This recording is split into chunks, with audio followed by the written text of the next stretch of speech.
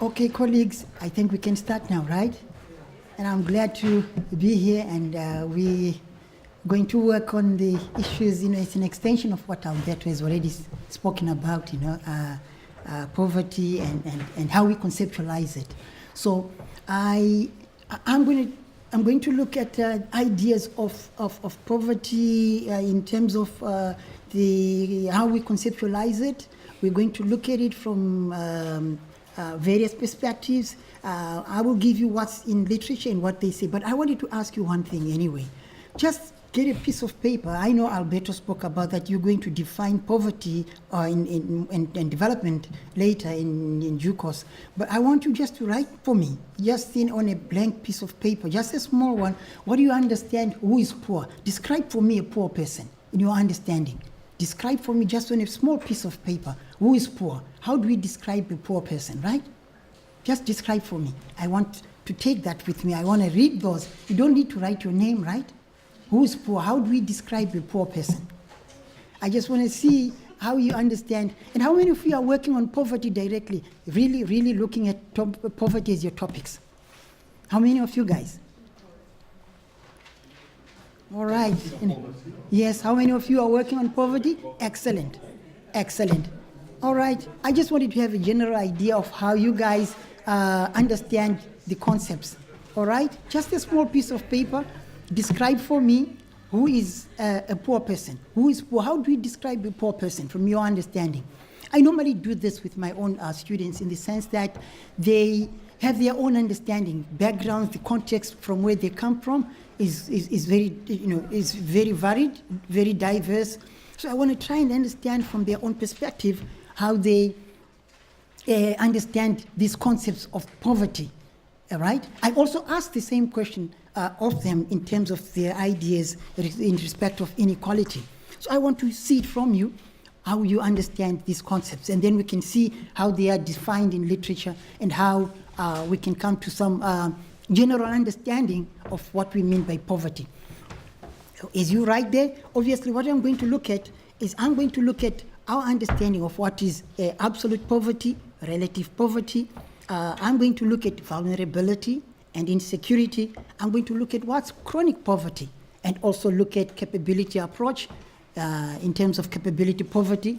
And I'm going to look at multidimensional poverty and also issues of social exclusion and how we can apply them in our own context, and also the issues of human rights. We're going to talk about that, and I hope we'll be able to finish everything in the given in the time space that we have.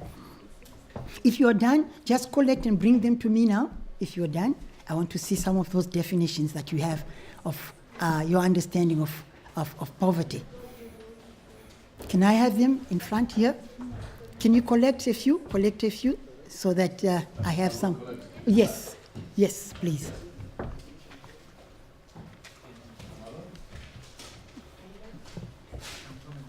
Yes, I just want to see how we conceptualize poverty, how we understand poverty.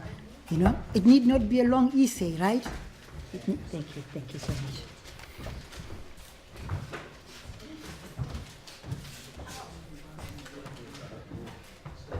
Yes, I've got some few, yeah, that is good for now. It's a very good start that we have something. Okay, I'm going to read them, right? They're all written anonymously. I know you don't want to be identified with this, but let me read the first one. A poor person is one who's not able to meet basic needs, e.g. shelter, electricity, and groceries. That's one definition there. The other one reads, who is deprived of essential goods and services. That's a poor person who is deprived of essential goods and services. All right? And another one says that this one defined poverty is a situation of liability to afford, access basic needs, or a situation. All right? And the next one says poor persons are those people who don't have good access to food, settlement, and other basic facilities which are necessary for life. Yes, and this other one says poverty or poor person is person who doesn't have a permanent apartment, place to live, and doesn't have a permanent salary, a position, and can't buy enough food for every day. All right? And the next one says that a poor person is unable to meet the daily minimum requirement of nutrition, can be defined as a poor person. All right? I'm going to read another one. A poor person is one that lives with problems and has no money. All right? A poor person is a person who cannot afford or have access to basic life needs such as food, good health, and shelter. All right? A poor person is a person who does not have access to means of survival, such as access to water, food, social services, and so on. All right? Poverty is a lack of freedom and choices, taken from, I think, Amartya Sen. And also, I see that another one says poverty is a lack of capacity to cover basic needs. It's about vulnerability and isolation. All right?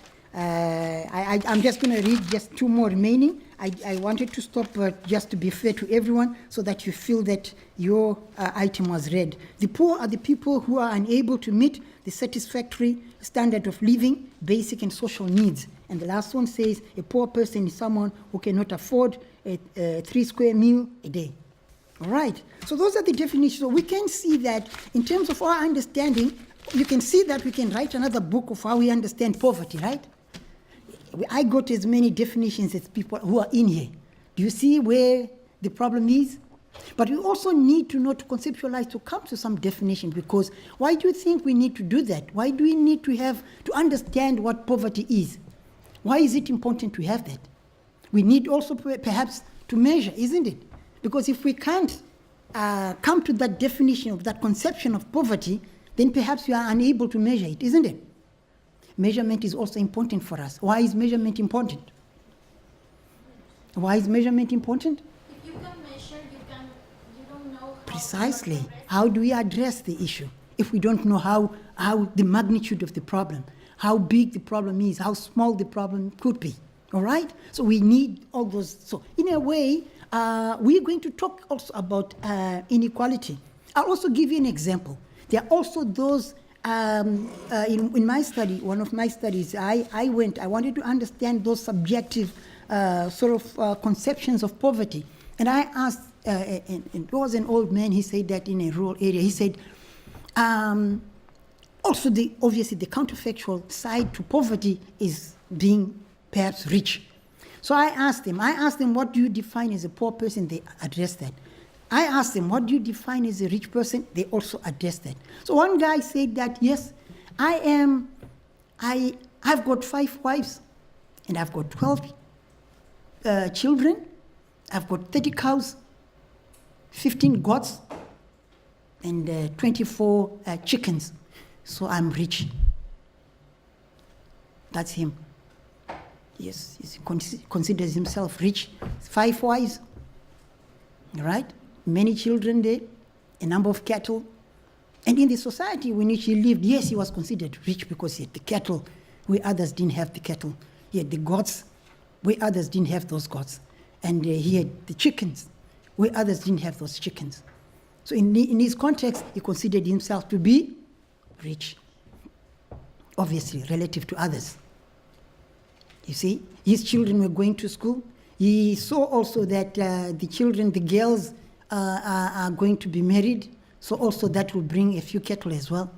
So the more girls he had, he was quite happy to have. Obviously, the boys would help in the household, and they were very self-sufficient to some extent. They had all the food that they wanted, and so on. So that's where we see that, yes, it can be different. Now I'm also working in terms of understanding inequality, also trying to get those subjective views of inequality.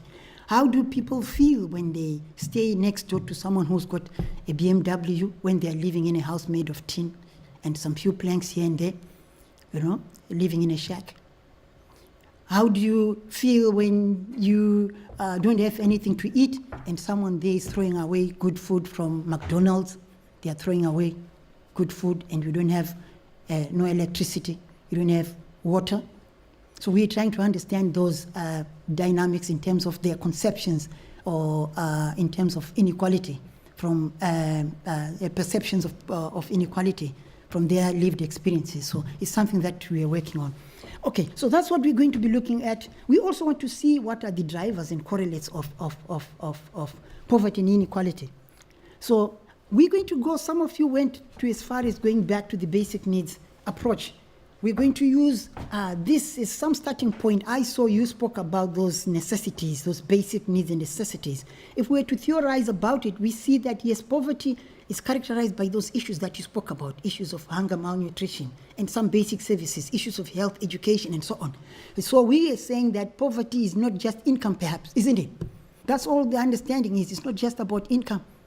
It's not just about income. There are other things that relate to poverty. So we shall see how it is conceptualized in principle, in literature, and also in practice. So going back to, if we were to theorize about the basic needs, those are the things that a human being requires, going back to, it's used, it's applied, Maslow's hierarchy of needs is applied even in business and in management, in terms of, these are the physiological needs at the basic end, entry end, and then issues of safety, and you need, in terms of next line, you need love and belonging, very important as well, self-esteem, rather self-actualization, esteem and self-actualization. There where you say that, yes, I've arrived. Yes, I've achieved everything that I wanted to achieve, after satisfying all those in that hierarchy. And obviously, yes, you guys, as you're theorizing, as you're thinking about all these topics, we want you from your own perspectives. Like I mentioned in our own context, that our challenges are different from the challenges that other countries do have. So that's a very good opportunity for you. For instance, I talk from the African perspective. I also always think about those issues and say that, yes, from our own African perspective, what are these challenges that we are facing? How do we address them? Let's theorize about poverty and inequality in the same way as other regions could theorize. So there is a bit there's an opportunity, especially from new PhD students and so on, and that let's theorize about poverty, let's theorize about inequality from that African perspective. And those guys from Asia will do the same. The Europeans would do the same, understanding these issues. But we have a very bigger, because these problems are real pressing for us, and therefore we must find and articulate our own theories coming from that perspective, because these are from our own lived experiences. So yes, let's theorize about poverty from that perspective, that African perspective, because these problems, we see them from every day. So that's in terms of the Maslow. So when we conceptualize poverty, yes, I just use Chambers there. It says poverty refers to a lack of physical necessities, assets and income. So we see that poverty is not unidimensional. Poverty is multidimensional, right? It has many faces to it, many dimensions, if I had to mention it that way. So in that sense, we look at the issues that relate to those basic needs in terms of nutrition, and also look at it. So when we do those measurements, either we can look at poverty from that unidimensional aspect, where we look either at income, or we can look at it from the point of view of expenditure. We can look at expenditure. But I will also show you other ways in which how people have written about it. It's also about respect and self-esteem. And you saw it in Maslow's hierarchy. It was their self-esteem. When we put it in another context, others, like one of you there, wrote about those freedoms, and lack of those freedoms is one of those aspects that Amartya Sen would say that, yes, people need freedoms, and we will look at the capabilities and the functionings that people need in terms of that understanding of poverty, in terms of capabilities, taking a capability approach. So if you look at others, given there is a poor person is a low standard of living and a low income. Poverty is a denial of choices and opportunities. So we see the UNDP also there by extension. It's about also opportunities. Opportunities, sometimes they take it, look at it from a gender perspective, right? Men perhaps having more. So we see that we can't, in principle, treat poor people as a homogeneous group. They're not the same, because perhaps in terms of our interventions have to be different. So we look at poverty to try to differentiate the poor. That's why you see that there's that extension of the idea of the extreme poor. Who are those who are extreme poor? We need to know numbers so that we can address them, knowing those numbers. So we have the idea of chronic poverty and transient poverty. Obviously, when we look at chronic, we are talking about it's prolonged. It's for long durations of periods. So people are always in poverty, right? And when we look at transient, it's those moments where people, because of some vulnerability, because of some shocks that come and hit them, they fall into poverty, but they could potentially bounce back. So we see that the intervention that we would, knowing who's chronically poor and who's transitory poor, we can address the way we address them is also different. So we need to know rather in terms of treating them not as homogeneous, but as different groups. So that's how we look at the poor, as transient poor, chronic poor, and then we define them, right? Okay, so we see that those who are chronically poor are usually associated with health and loss of, say, a breadwinner, lack of assets. You could use that also as assets. In one of my work, I did look at assets in terms of how important they are. And how important, for instance, I use them to, do an index also, although people always try to use income because income is the easy one in terms of, measuring poverty in a way. It is one of the easy ones, okay? Now, I'm going to talk a little bit also other issues that are related to being chronically poor, issues that relate to discrimination, for instance, in terms of ethnicity, in terms of race and religion. There could be other issues also in households, within households, where perhaps daughters-in-law, given some patriarchal societies, they were treated differently from others in that sense. So we see those dynamics in principle. So yes, I'm going to just go through this as well. We're going to look at, for instance, multidimensional poverty, for instance. We're looking at issues that relate to income, health, education, and human and civil rights. So the HDI, the Human Development Index, if you look at it, it had those components of GDP per capita, education, enrollment, and health. But we shall see also the constructs. We've seen those dimensions, and also we look at the movement from the Human Development Index to the Multidimensional Poverty Index, the MTI. We shall see tomorrow in terms of how they are constructed and do some exercises in practice in terms of, in actual fact, how these are done and how they are constructed and how they are worked out. Sense capability approach, we're going to look at that in terms of the functionings and the capabilities. When we look at those functionings, we are talking about the things that people can do and can be in that sense, the beings and doings in terms of these functionings. That's what we'll be talking about. That's how Sen contextualize in terms of the capabilities approach. So we, in this context, what he looks at and talks about is that a person must have certain functionings, and that bundle of functionings make up the capabilities. So for instance, he's saying that being healthy is a functioning, right? Being healthy, being educated. I'll give you an example. One small example is that if, for instance, a book is an asset to someone who can read, isn't it? But it's worthless to someone who can't read. You see? It's worthless to someone who can't read, but someone can value it. So it's those things that we value, the things, the choices that we have. So also Sen looked at poverty in the context of these unfreedoms. Poverty is an unfreedom. So looking at that to say, yes, there are certain things that human beings ought to have within the context of the communities or context of the societies in which they live. All right? Others have even said, yes, equating poverty to slavery. Poverty in terms of those perceptions, of poverty. So a lot of work also is taking place in terms of, I spoke about the functionings of beings and doings that people value, and also how we understand the capabilities. And also we talk about the limitations of using the capability approach.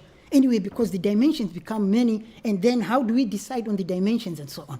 So those are the things that we're going to be looking at, right?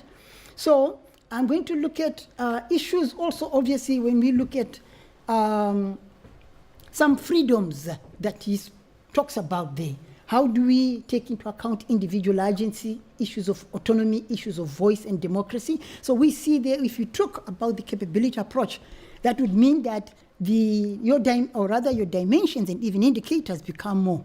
So how do we narrow them down? It must make sense to you, in terms of the dimension that you put into any poverty index. They must make sense to you, all right? Okay, so, and there are these criticisms against the capabilities approach, obviously, in terms of the fact that, yes, it does open up, because even saying himself, he didn't prescribe to say these are the capabilities, these are enough to describe poverty, for instance. He left it open. And he doesn't want to be pinned down to any specific capabilities, So it's left open. So the field is open for you guys to do the same, to extend this work, to think of other possibilities, and so on. So the data intensity of capabilities, we shall see how when we construct some of them. There's some from Alkia, the procedure that you may have to follow, like choosing a unit of analysis, you're identifying the dimensions, how many are going to be used, identify the indicators, set the cutoffs, we'll see it in practice, how do we set the cutoffs, and so on. And so on. So that's the procedure that you would follow, and then, or after setting up that threshold, and then you then be able to apply that cutoff and have a head count out of it.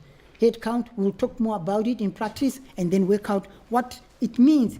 Do a head count, and do a head count ratio, and do a poverty gap, and see, working out all those calculations and see how we do it. We're going to do it in practice during later today. Martha Nussbaum is another feminist philosopher. She thought of capability as those ones: life, bodily health, bodily integrity, senses, imagination and thought, emotions, practical reason, affiliation, other species, and play in political and material control over one's environment. So you need to read and also to theorize. Is that all that there is to understanding capabilities? You could think of some more. There's that room for you guys to think and theorize about. There could be more. You may say, no, I don't agree with Martha, or I can extend more, or reduce, or you can critique Martha, and so on. So these are some of the ones that Alkia has seen in practice, following a lot of work in terms of health and security, understanding knowledge and so on, achievement, participation, and satisfaction and relations and harmony. These are the ones that she has seen in many studies. In Clark in 2002, in the context of South Africa, he felt that the things that people were mentioning more were relating to issues of jobs, housing, education, income, family, and friends, and so on. So we see that, yes, the way we understand and conceptualize poverty and even capabilities can be very different. So that's the whole idea. The Human Development Index, you can see the components, the dimensions there. There is health, education, and living standards. And you see the indicators are life expectancy at birth, mean years of schooling, expected years of schooling, and so on. If you look at education, it's got true indicators there. And also if you look at living standards, there it was looking at gross national income per capita. We see the inadequacies of gross national income per capita, how different it is. You know how averages operate. Averages do, hide a lot, all right? If I put someone here who's 90 years old, someone who's 90 years old here, our average age is, in you guys, if I put it there, if I put that guy who's 90 years old, 100 years old, then your average ages would go up to around 40, eh? Are you happy with that? I know some of you say, no, I'm not part of that group, eh? So when we do our work, in principle, using that, rather, if I were to talk about the, you guys, some of you are going to do quantitative, qualitative studies and so on. Those who are strictly quantitative and objective, sort of that angle, if you take that angle, obviously we'll take that out as an anomaly, isn't it? You take him out and then work out an average, then it reflects you guys, isn't it? And then you guys say, yes, I think I'm part of that group. But also if you look at the subjective side of it, I would be interested to know why that guy is 100 years old, is doing his PhD. For me, it's interesting, isn't it? How is it 100 years? You still want, we don't know, maybe God will bless you with another 20 years, who knows? But why do you want your PhD? We'll be asking, isn't it? But for me, from a qualitative point of view, yes, I'll be interested in that guy, all right? So we see the various angles that we can take. I'm going to look at, these are the HDI, look at it and how it is done and how you can do. You can always look at this. There are technical reports from the UNDP where you can check how they are constructed. MPI, Multidimensional Poverty Index, see how it is constructed and how it is the dimensions that are there and how you put the weighting. I spoke about that. You look at the dimension, look at the indicator and give it some weight. How much weight do we give to each one of them, right? Different weights are applied. You can apply different, or you say, I give equal weight to education and maybe health. So that's what the things that you're doing. So people are working, that's the importance of you working in these transdisciplinary teams, multidisciplinary teams, It's important. You work with guys who are doing IT, they will help you. You say, yes, this is possible, this is doable, right? You work with the mathematician, he will tell you, yes, this, if I do this, get this fraction is good. That will help us to give it more weight. But also very subjective. Normativity, he mentioned about that yes, we can't run away from that aspect of that normativity. We can't. Because you're going to make your own judgment to say, I give this so much weight, and another one will give it a different weight. But you must be able to stand your ground and say, I'm doing this for this reason. There must be some reasons of doing what you're doing. Okay? I link it, obviously, I spoke about those sustainability issues, or rather, we're looking at sustainable development. I'm going to use this framework. You can improve these frameworks. They are not fixed, right? This is just an example of what you can do by extension. We know the inadequacies of this this framework and how good it is, but it does help us as a start to say that there are contexts in which people live, and there are assets that people ought to have. Those assets can be human capital, your natural capital, you can have your financial capitals, various capitals that people need, social and physical capitals. If that triangle that you see there, the smaller your triangle is in terms of those capitals, that shows me your vulnerability. Is that it? The less capitals you have, the less networks you may have is a problem as well, because another one is connected. You'll just phone and say, oh, colleagues, I want 5,000 US dollars. Say, okay, come, we give you, right? Another one doesn't have those networks. Are you together? That's how important they are. Infrastructure is also important. Social, in terms of family, the networks are important. Natural resources are very important. I always ask the same question.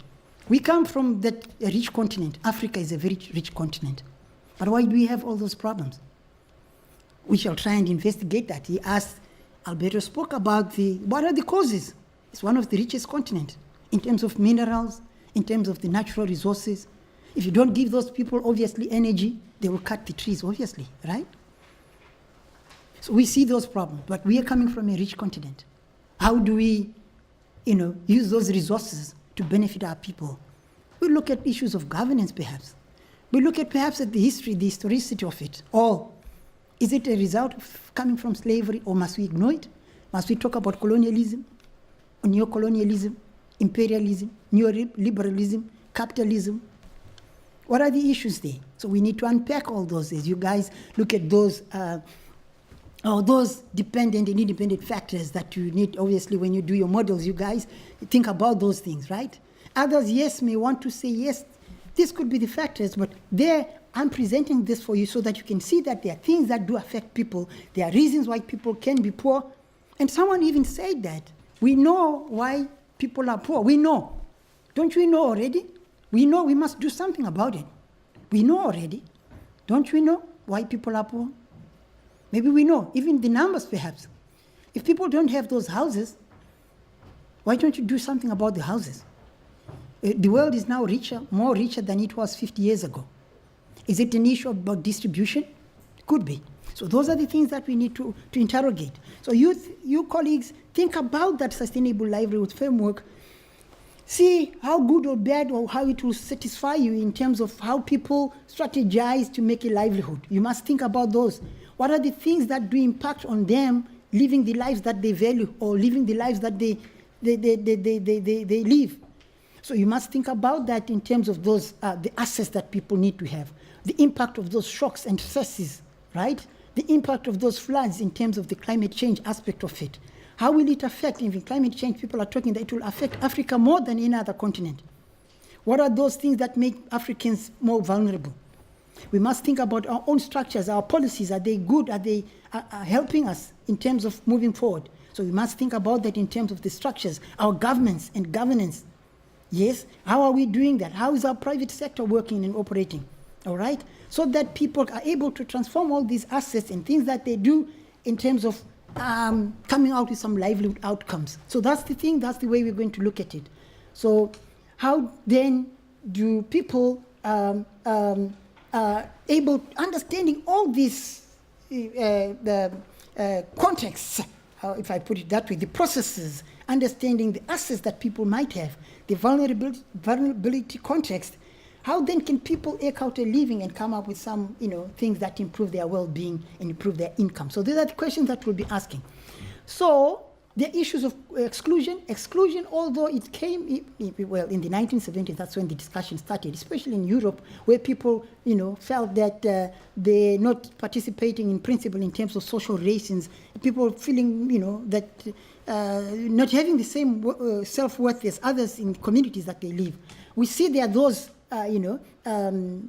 understanding in America, they would call them the underclass and so on. So that's where we talk about social exclusion, but I'm not going to dwell much about it in terms of things that make life precarious for people, incomes, issues of low incomes and so on, poor housing and so on and so forth, issues of lack of political activity and also gender.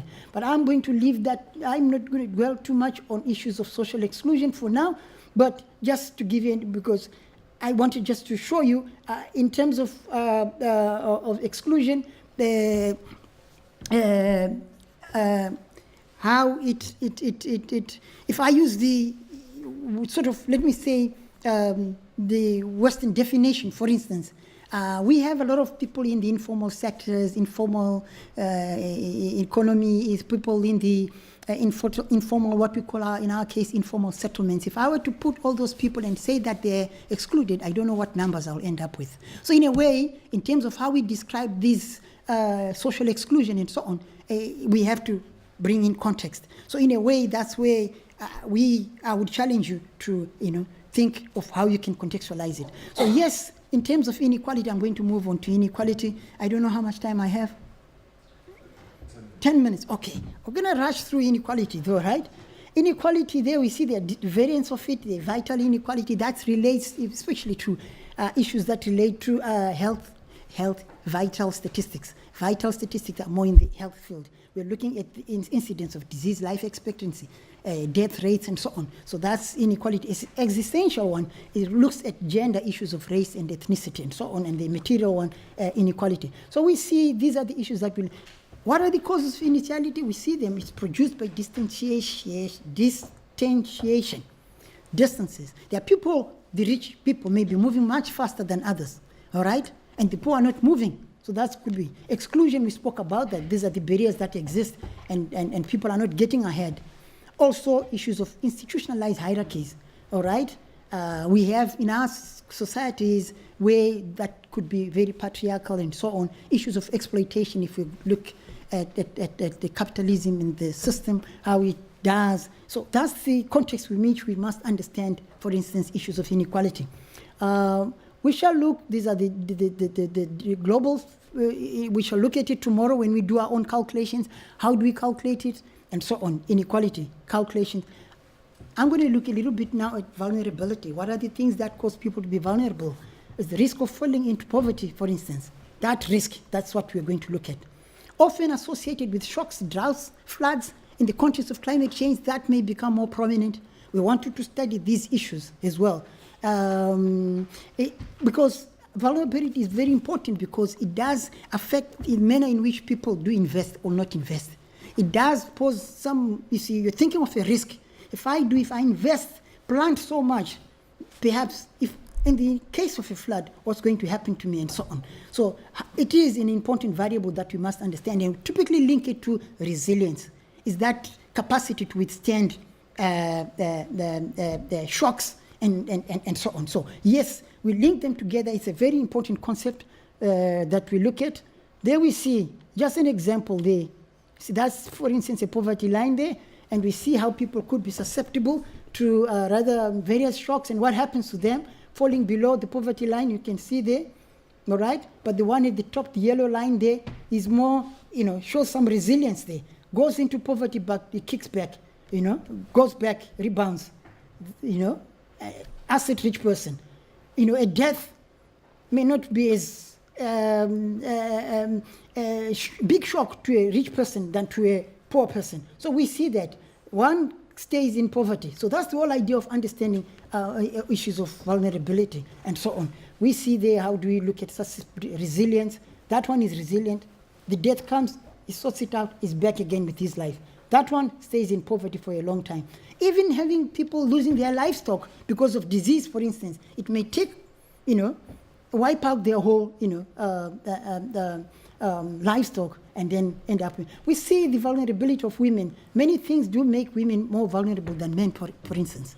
We see those issues, right? Many issues make women, they rely on men's wages. In the labor market, they are not treated as fairly. That's why it is also important in terms of the MDGs and the Sustainable Development Goals.